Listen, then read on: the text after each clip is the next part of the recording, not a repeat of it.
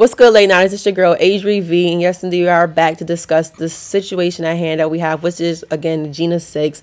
Today, we have a couple of guests with us in the studio from the University at Buffalo, representing different organizations. Starting with my left, we have Jovan, who is the president of NAACP, David, who is the president of Alpha Phi Alpha Delta Epsilon chapter, Ekul, who is the POC, which is People of Color Coordinator of the University at Buffalo, as well as Will, who is the graduate advisor for Delta Epsilon chapter, as well as the Black Student Union, and Kev, who is our publicity coordinator for the Black Student Union. I welcome you all here today. I hope it wasn't hard finding this place, you know, because it was a little, not from Buffalo. Javon, was it hard finding it? It was in the hood. It was. hope you're not alarmed, but we're definitely here to discuss the situation that you guys previously had. Meeting on BSU conjoining with NAACP, as well as the Brothers of Alpha Phi Alpha, which is a great meeting, great discussion. A lot of students came out, and for my surprise, a lot of students wasn't informed on this whole Jena Six situation. And I thank you all for joining together and actually bringing it to the storefront of the students, as well as allowing Late Night Noise to bring you guys here, to bring you to the actual community. Now, we're going to start off with the Jena Six situation at hand. How do each of you feel about this situation? I'm going to start with you, Javon. You know, the first thing you think of is, wow, is it 1967 again? And that's the main thing. It's hard to believe at first. Not only is the issue that happened crazy to me, just the fact that a lot of people weren't educated about that. I mean, the thing happened in December of 06, you know, that semester. And for people to know and get educated on it, it's, you know, crazy to me. Nonetheless, people, at least we still know about it. But it just shows the proof that, you know, racism isn't dead. It still lives. Exactly. And how about you, David? I definitely understand where he's coming from with the fact that, I mean, this case itself really only got mass publicity, I mean, especially on a national scale, like basically over the summer. I don't even think it was the entire summer. But, I mean, people who weren't really looking for that, people who weren't, you know, staying current with the news weren't, you know, hearing things about this. And I think that's a real problem today in this country, that, you know, these type of, you know, situations and things like that that are affecting minorities aren't being publicized, and exactly how it's happened with this case. Now, Mr. Cool, as POC coordinator, how do you feel, you know? It was a really shocking issue for me as well. It's not something that you would expect necessarily, but it does show you that racism is still here alive today.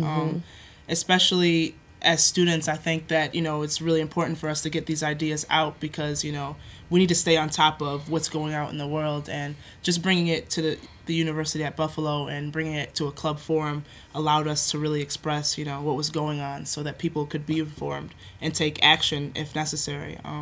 So yeah, it was really surprising, but at the same time, you know, racism is still here alive. Exactly. And you, Will?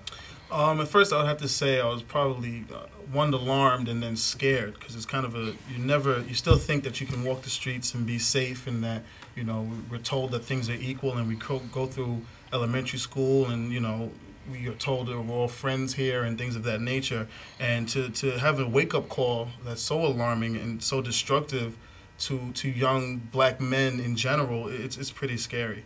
And I'm glad that, you know, we took up this topic, and I'm glad that we're going forward with the action, and we're making ourselves more aware. And it's just interesting. It seems like every 2, 3, maybe even 4 years, we're getting a wake-up call like this, whether it was Amadou Diallo and then back to Rodney King. We always get reaffirmed that we're not equal, and that we're still being treated as second-class, fourth-class, eighth-class citizens. And it's just a wake-up call, and hopefully we can take this matter seriously and ensure that our kids won't have to deal with such things. Exactly. Okay. My main thing about this issue is it's not happening to adults, you know? This isn't a 45-year-old man. This isn't a 50-year-old man. This isn't a 30-year-old man.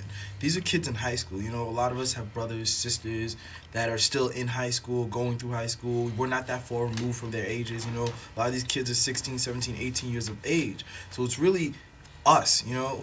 This issue could have happened to any one of us had we lived in a different place, had we not been in New York. So it just amazes me at the youth that are still racist, you know? The fact that we still have young people today that can still sit there and hang nooses and stuff like that. Okay, kids, here we are at the slavery exhibit. Now, as you can see, the slaves were kidnapped from their homes, chained together for weeks. They would cram them onto these ships in very appalling conditions. Thousands of women and children are being smuggled across the border. Sexual trafficking of children. As you can see right here, they were treated like animals. They worked all day long for no pay. In sweatshops raided by police, children forced into slave labor. Some of the slave masters were very cruel. They whipped them and they beat them, as you can see in some of these pictures. Torture and assault can be brutal, even fatal. So, before moving on, are there any questions? Does this still happen today?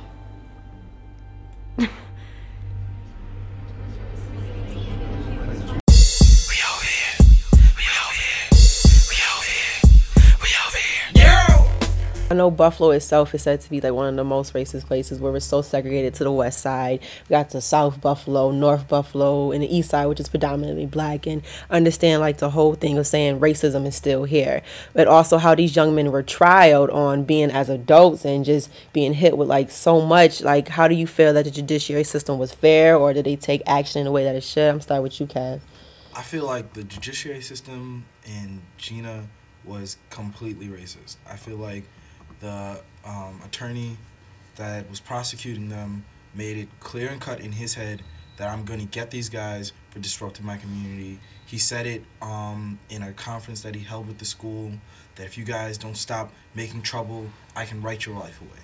You know, these aren't issues. This isn't an issue of whether or not he was trying to be a racist. This is a simple fact that this guy is deciding that these black kids went too far, that these black kids have made too much noise in his city. He's also said that he doesn't want people around. And I think that was the crazy part for me, because when I saw the interview, and, you know, he's in his car, you know, he's not having a press conference, he's in his car, and he's just like, if you're from New York, you're from Detroit, you're from Philadelphia, go home.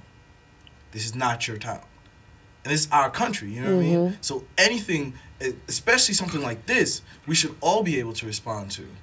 But with him, it was like, I want to keep it down here. And it just reminded me about all the issues in the 60s where it was like, all you people from the north, stay away. You know, this is a southern issue, leave us alone. As if we weren't one country going through one struggle. So I thought that was the most interesting part. And again, going back to my theme of it being a wake-up call, you speak about the judiciary system. I think it speaks volumes of the powers that still be. And I think we've gotten complacent as a community and as a culture, in the sense that we think that a few figures of power, Colin Powell, et cetera, and then even in looking at our leaders that are for us, such as Reverend Al Sharpton and things of that nature, we think, okay, they're going to take care of it. It's okay. Well, Al Sharpton's on the scene. We don't have to do anything. That's not the case. And I think that's what I got from the whole thing. It's like, you know, okay, Al Sharpton's been there since midsummer. Okay, and it's the end of September, and the boy's just been released. That to me says, okay, no matter what we think we have as power, it's not much. We're not equal. We need to do a lot more to get to the point where they hear, oh, Al Sharpton's thinking about booking a plane ticket. They should already say, okay, we're going to release him tonight, because we don't want that type of attention. We don't want people from New York and Detroit to come down here, because those people are about business, and those people will really cause some distress in our city. We have to have that type of fear as a people, because the judiciary system, with an all-white jury and a district attorney and, of course, a white judge and all of those things, those are the people that be. Those are the powers that be. And we need to regain control, or not regain because we never had it, but get some control. Exactly. Nicole, your view on this? I definitely agree with that, because just thinking about it, it reminds you of back in the days where this is our problem. You know what I mean? Like, everything that happens at home stays at home, that type of issue. And just looking at it, it is a form of complacency, because how long did it take this issue, you know, to hit the press, really? And how long did it take for us to actually respond and react to it?